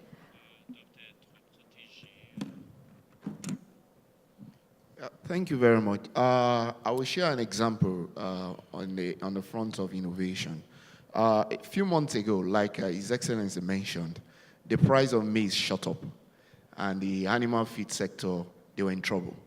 And the top feed millers in my country, they sat together and felt, okay, is it possible for us to substitute 5% of the maize requirement with animal-grade cassava chips? And by just doing that, they generated a market of 90,000 metric tons. Now, it was how do we produce the cassava chips at a very efficient and cost-effective way? Then it turned to the area of innovation and how to innovate and be able to work with the numbers. Then they turned to me and said, give us a product, give us a sample. I did the first sample, sent it to their lab. Then they said the sample was too perfect. I should go and do better, a bigger one, so that they will see my failures. On doing the second sample, so they gave the supply order.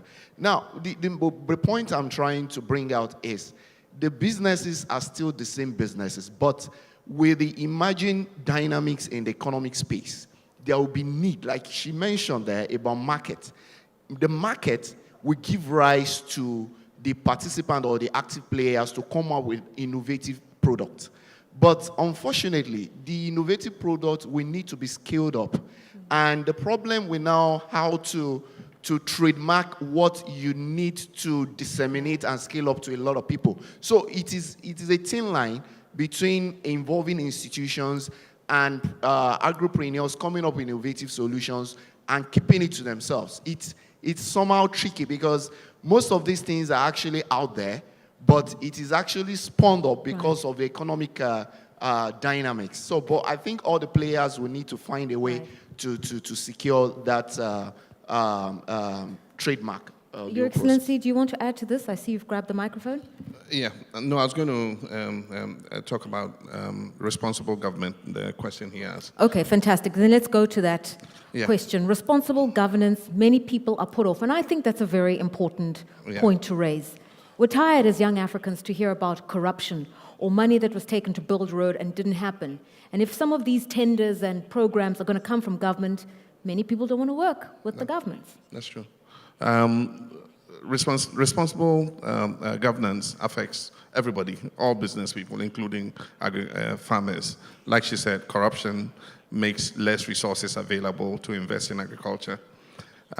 If the macroeconomic environment is not conducive, it affects agriculture.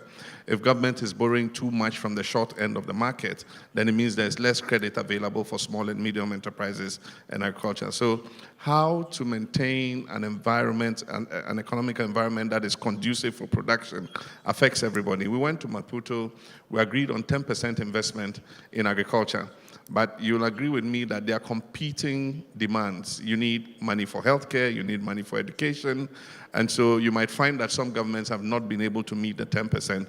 But I think that as we grow the GDP and we grow the resource envelope, that commitment must be realized. In Ghana, we spend more than 33%, 1/3 of total budget on education alone. And then you have to talk about healthcare.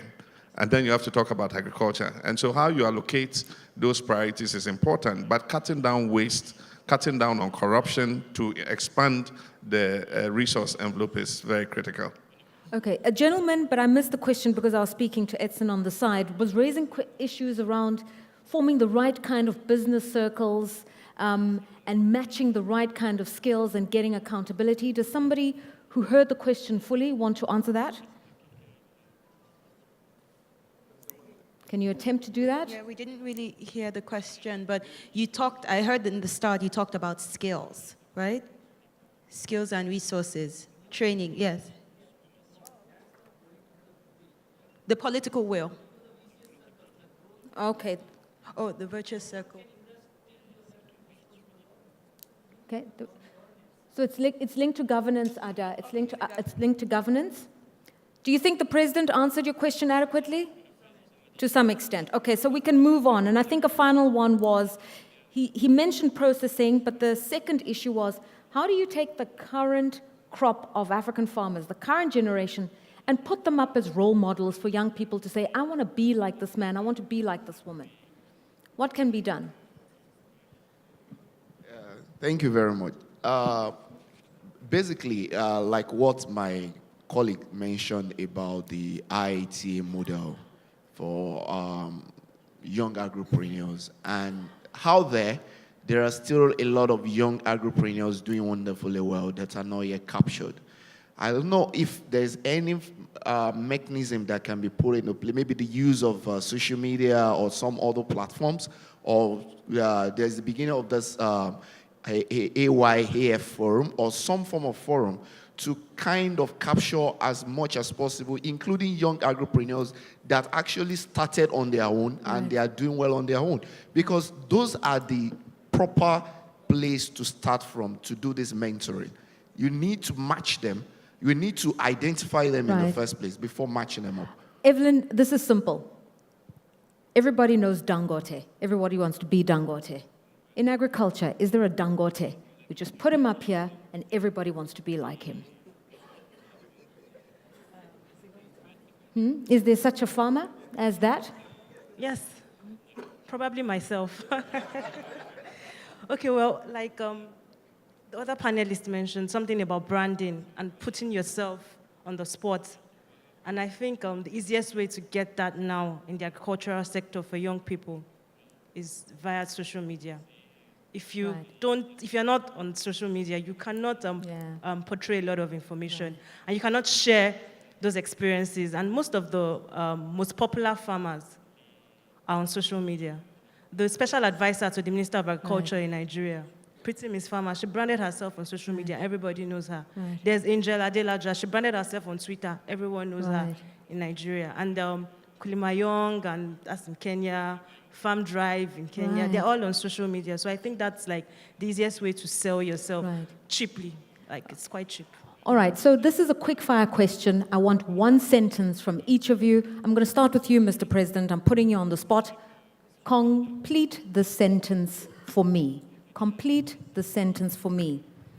Agriculture is cool if it brings the right returns. Ada, agriculture is cool if it makes me a lot of money.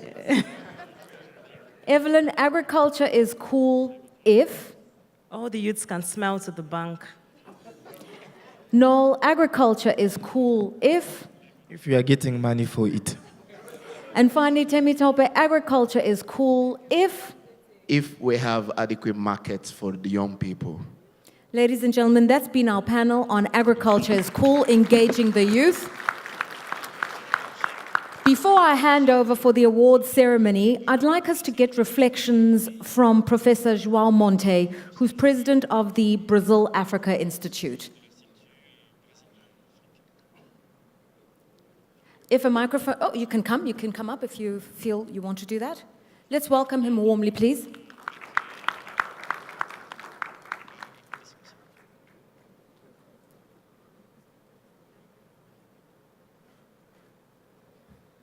Thank you very much. I know this is not supposed to be.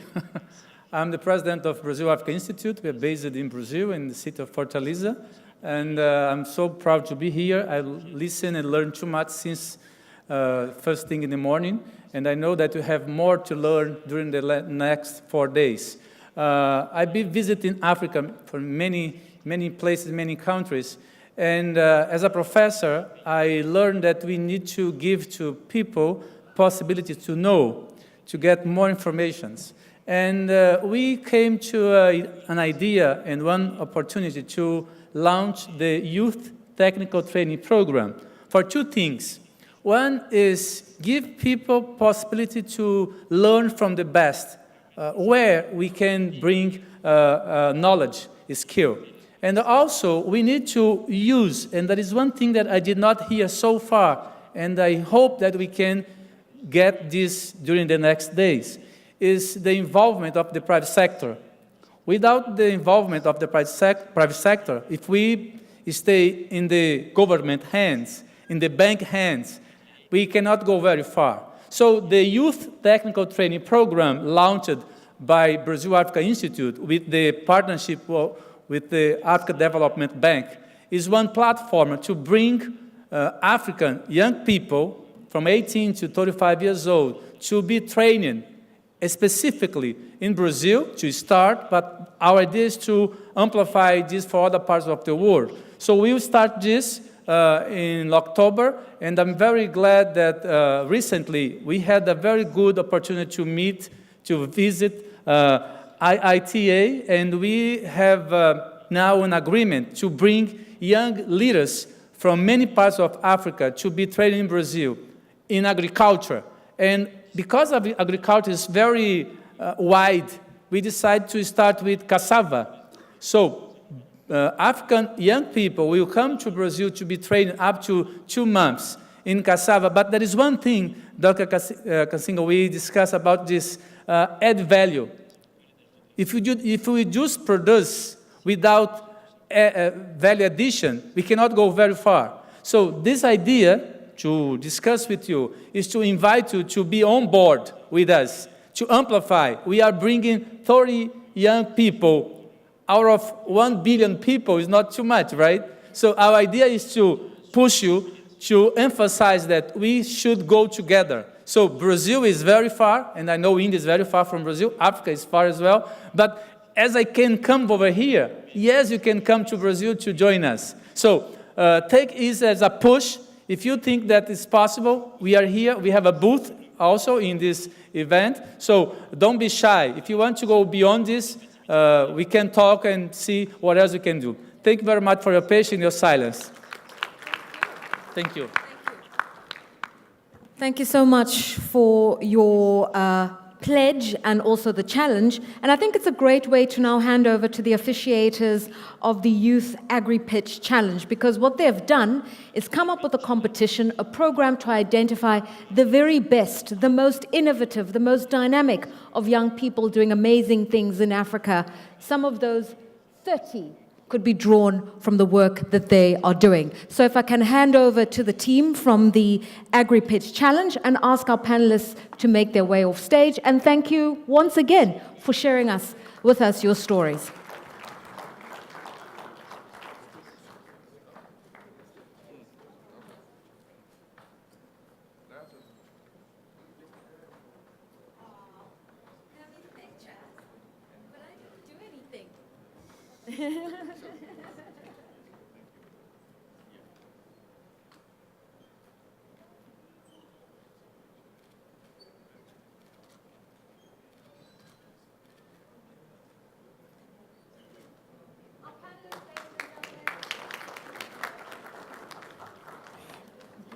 Yeah, thank you.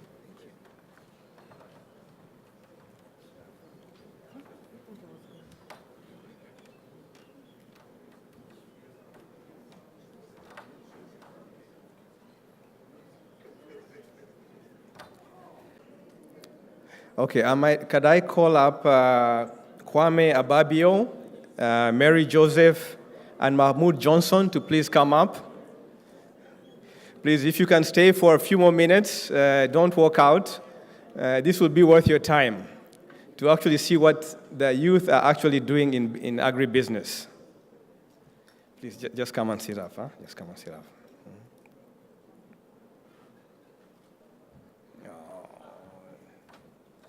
Huh?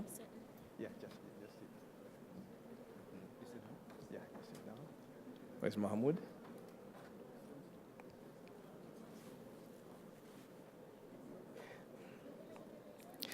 Okay, ladies and gentlemen, good afternoon again.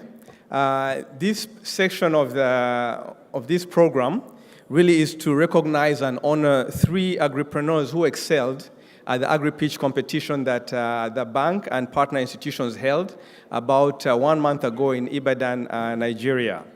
As many of you have heard, the bank is implementing a program called Enable Youth, where we actually empower youth to, where we're empowering youth through training in agribusiness to create jobs and wealth. Now, about 1 month ago, we held a competition in Ibadan, Nigeria, all across Africa, where we received over 100 proposals, business proposals.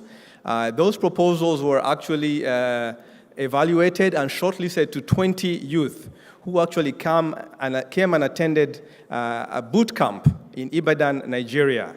And out of those 20 youth, they went through training, 2 days training on business development, on intellectual property rights, in developing business plans. And after that, they pitched their ideas, and the 3 top winners who are here today, the bank decided to invite them here to come and give you a flavor of really what that Agri-Pitch competition was about, and actually what the youth on this continent are actually doing. So I won't take much time. We shall give each of these youth here to come and tell you what they're doing with their businesses.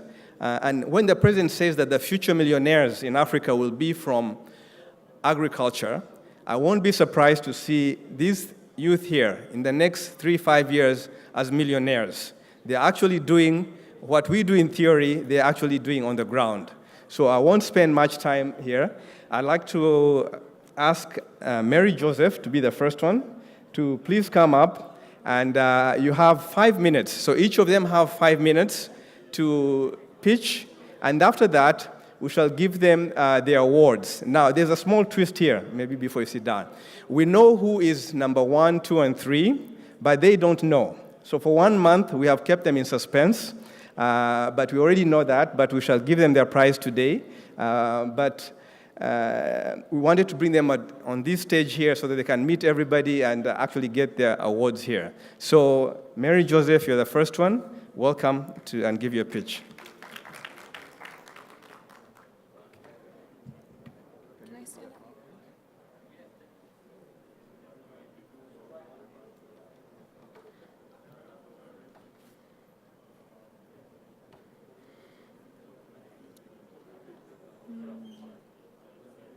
Good afternoon, everyone. You already saw a little sneak peek of my presentation earlier during the last session, so I hope you won't be too bored because you've already seen it a little bit. My name is Mary Joseph, and I'm the Director of Partnerships and External Relations for Farm Drive.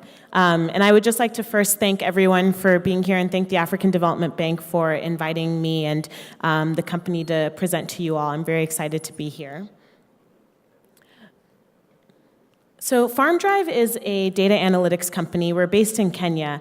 And essentially what we're doing is we're trying to solve the problem that Pius Matei, this farmer up here, is having. Pius is one of the young farmers that we work with at Farm Drive. And we started working with him about 1.5 years ago. About 2 years ago, Pius wanted to start a poultry business. So he bought some chickens and started the business, but unfortunately he had to close it because he didn't have enough money to purchase the feeds and the various inputs he needed to sustain the business. He tried to get a loan from a bank, and he was asked for certain things that we've already discussed on the panel before. He was asked for collateral, he was asked for business records and for his previous credit history. But for a smallholder farmer, a young smallholder farmer like Pius, it's difficult to provide these to financial institutions, meaning instead of doing an actual risk assessment to determine if Pius can hold credit or not, the financial institution simply says, no, you don't have collateral, you don't have business records, you don't have a credit history, therefore we won't lend to you, which means Pius cannot continue his business. So how can we solve this problem? Well, what we're doing at Farm Drive is we're using mobile phones and data analytics to bridge that gap between financial institutions and smallholder farmers, enabling financial institutions to actually do an accurate and efficient risk assessment and eventually lend to those farmers. So how do we do that? I had some beautiful graphic images for you all, but I hope that my voice will be enough. So first we have, oh great. So first we have an SMS app. Most of the farmers that we're working with, they're smallholder farmers. They have less than 5 acres of land. They don't have smartphones. Therefore, we're working on a platform that works for these farmers, SMS. Farmers are able to register on our SMS platform, and on this platform, they can keep track of their revenues and expenses, get reports of these farming activities, and most importantly, apply for loans. Additionally, through this app, we collect a series of data sets from the ground directly from the farmers, which we then use within our innovative machine learning algorithm. So essentially what we do is we take that data that we get directly from the farmers via their mobile phones, and we combine it with a series of alternative data sets, which we get from external sources. So this is everything from climate and weather data to soil data, market access, even satellite imagery and mobile data. We take all of this together within our algorithm, and we use it to develop a credit score and place farmers within a creditworthiness band. We then take that and sell that to financial institutions so that they can make a risk assessment and lend to the farmer. So our revenue model is quite simple. We have the credit score, which I already mentioned. Additionally, on top of that, we also help financial institutions create products that work for smallholder farmers, both for their economic and their agronomic needs. Finally, we also have a suite of data products which financial institutions and other players within the agriculture sector can use to better drive products and services to smallholder farmers. Everything from insights on when farmers are growing to insights about how to better deliver their products and services to farmers out in rural areas. So our value proposition, very simple. For financial institutions, we enable them to have scalable portfolio growth, risk mitigation, because we're using data instead of a human-based risk assessment model. And finally, cost reduction. Farmers, if you know that you're lending to a farmer who's going to repay, you don't have to worry about writing off that loan. Therefore, your costs are reduced.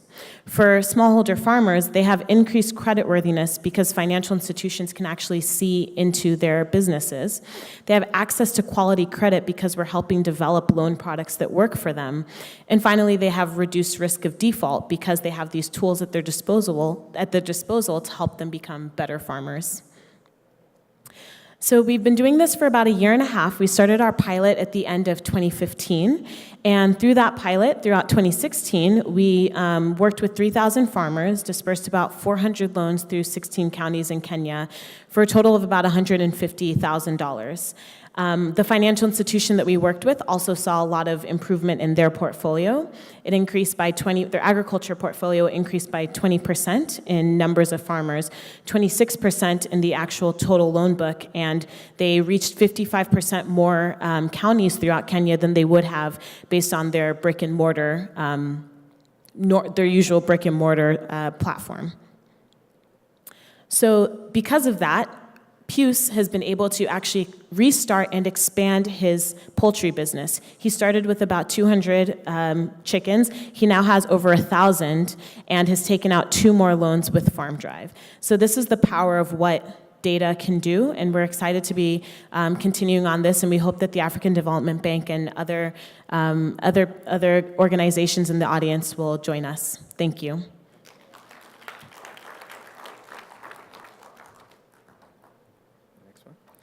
Thank you very much, Mary. Now I'd like to ask Babio Kwame from Green Afro Palms from Ghana to come and make your presentation.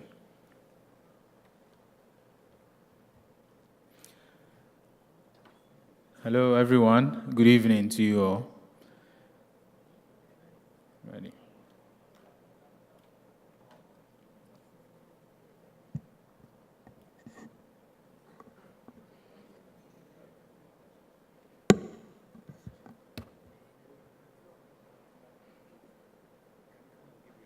No, we have it here. Yeah. So It's here? It was.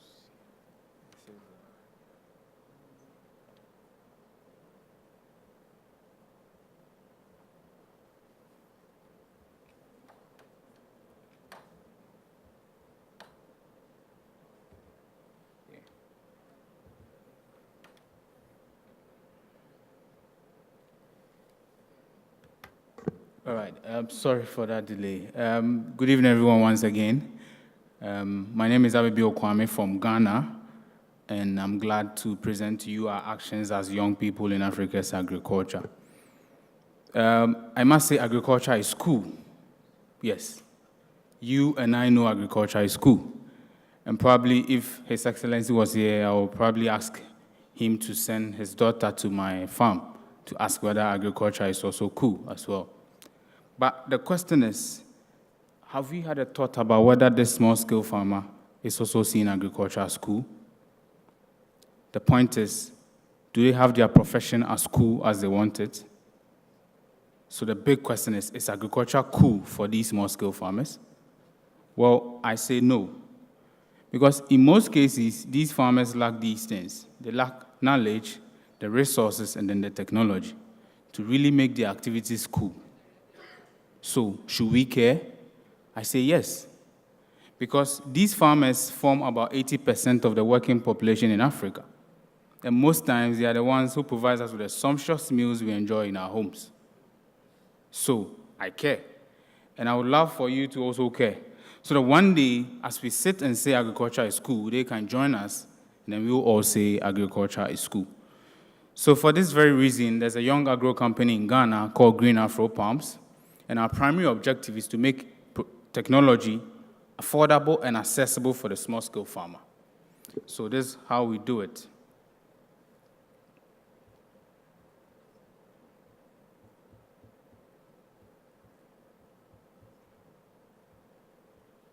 So we provide technology which we have locally designed using locally sourced materials, which is affordable, and we give this technology to the small-scale farmer. Now, we are aware most farmers are unable to fund these technologies themselves. So what we do is we credit this technology to the farmer. So the farmer has access to this technology to process all the yields from their farms into hygienic and quality products. Now, when they do that, then we help them put these products onto the market using our organized marketing platforms, both online and physical. So with our activities, we've brought down a technology of a price tag of $100,000 down to $50,000 when we produce it here in Ghana. So in the past 18 months, using one set of this technology, we've worked with 200 farmers, and they've produced 200,000 liters of oils from oil palm, which has been sold onto the market. Now, in the next 3 years, we seek to produce 50 more sets of this technology. We sell some directly to the people in my country and other countries like Nigeria, Liberia, Cote d'Ivoire, everywhere, and then use the remaining to reach about 800 more farmers. We have an aim of producing 2 million liters of oils from oil palm to be sold on the market, both industrial and then commercial. Now, if there is any way to make Africa's agriculture cool using technology, I have no doubt in my mind that this should be the way. I end by saying this, that until the next set of multi-millions are made in Africa and from agriculture, we Africans wouldn't have done much because we had all the chances. Once again, my name is Abibio Kwame from Ghana. I say thank you for your audience.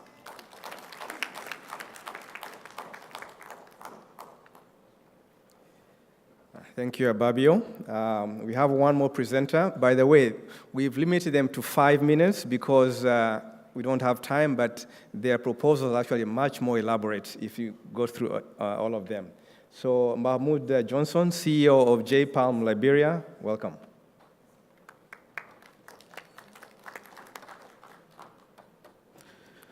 Thank you very much.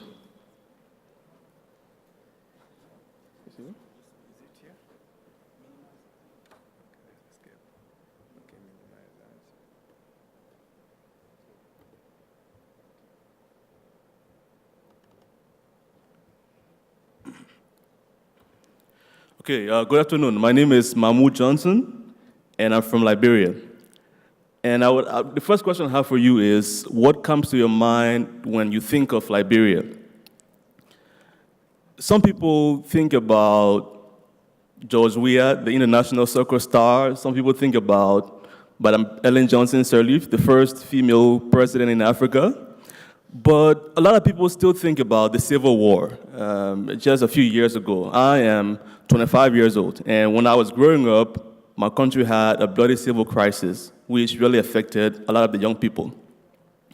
Fast forward to today, just this year, during New Year's celebration, I took my little sisters out for dinner, and I saw these little kids on the streets playing with firecrackers. And I was really amazed by that because I can't play with firecrackers because when I hear firecrackers, I think of gun sounds. Here we have a new generation of young people who did not have that burden of growing up through a civil crisis. And I feel like that is where we have the opportunity to really transform not just Liberia, but Africa, is with the new generation. And I know I sound like an old person, but I mean, it's true. In my country, the education system has serious problems, health system has serious problems. And I feel like the future of Liberia relies on how can we create sustainable jobs and sustainable opportunities so that parents now can invest in their children's future, send them to school, send them to hospitals when they get sick, so that they can lead better life and have better outcomes. And that's what we're trying to do with the business, J-Palm Liberia. In Liberia, there are about 29,000 households that rely on oil palm for food production and for their livelihoods. Unfortunately, 35% of the palm fruit grown in Liberia go unharvested every year because the smallholders lack access to simple processing technologies. They have to use their hands to process palm oil in this way. When the smallholders process palm oil this way, they end up losing about 50% of the expected yield because their hands just are not efficient enough in extracting the palm oil. But in addition to the palm oil, there's also significant loss on the palm kernels. About 95% of the palm kernels go to waste because the smallholders don't have access to machinery to extract the very valuable oil seeds from the palm kernels. So now we have communities where people are poor to start with, and they're being almost forced to leave money on the table because of access or because of lack of access to simple processing tools. Meanwhile, there's significant demand for palm oil. Palm oil is the most valuable tree crop in the world. It trades about $79 billion every year. Local market in Liberia is about 62 million, yet we import about $15 million worth of palm oil while we have all this waste going on. So what we do at J-Palm is essentially we are solving a last mile problem. We provide access to machinery to very small scale mobile palm oil mills for smallholders in rural areas to increase their productivity. These mills are they increase yield by 50%, reduce processing time by 90%, and they lead to between 50 to 80% increase in income for smallholders. But in addition to that, we also have created a market for the palm kernels. So now instead of wasting the palm kernels, we now buy the palm kernels from the smallholders, and that creates an additional source of income for these smallholders. So this is our flagship product. It's called Kernel Fresh, and it is palm kernel oil for skin care and hair care. It turns out that palm kernel oil actually has antimicrobial properties, and so this is how we market it as an anti-acne product, and it's been very successful that way. This is also another example. We also market it to moms to use it on their children's skin for rashes. Recently, we're very fortunate to have been one of the finalists for the Johnson & Johnson Africa Innovation Challenge, and with this opportunity, we're going to work along with them and their team of scientists to really understand what's going on with this product, why it works the way it works. We also work with their team on doing branding and doing marketing to try to take our product international. With this opportunity with Johnson & Johnson, and I'm also very happy to announce that we are going to be, over the next 12 months, creating 1,000 jobs for young women to work as sales agents for our product in their communities. And the revenue potential here is about $435,000 per month once all is up and running. So for us now, the next step is how do we expand our production facilities so that we're able to meet up with the increased demand for our product once it happens. So that's what we're working on right now. And so in essence, what we've done is that we've increased the value for Liberian oil palm by about 7 times. Not 7%, 7 times, 6,000%. sorry, 600%. And we do this by creating a range of products. So we have kernel fresh health and beauty products. We also have industrial products such as palm kernel cake that we sell to animal feed makers. And also we are working on adding a new production line to turn the palm kernel shells into charcoal, so that instead of cutting down trees to create cooking fuel, we can also have a sustainable source of cooking fuel from the palm kernel shells.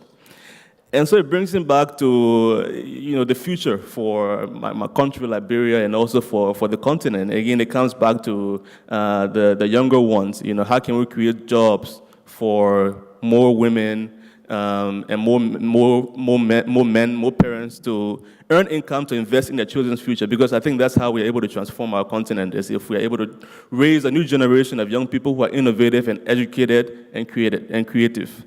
Thank you very much.